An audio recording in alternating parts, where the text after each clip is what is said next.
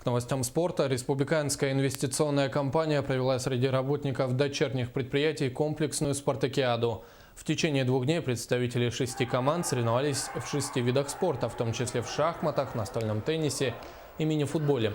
По итогам спартакиады призовые места расположились следующим образом. Первое место заняли сотрудники завода базальтовых материалов. На втором месте оказалась головная команда инвестиционной компании. И третьими стали работники дочернего предприятия РИК «Амга Автодор». Как таковое спартакиада в таком, как сейчас, организованном порядке проходит первый раз. Почему это мы приурочили к 10-летию со дня создания нашего акционерного общества РИК, что мы будем отмечать в сентябре 2016 года.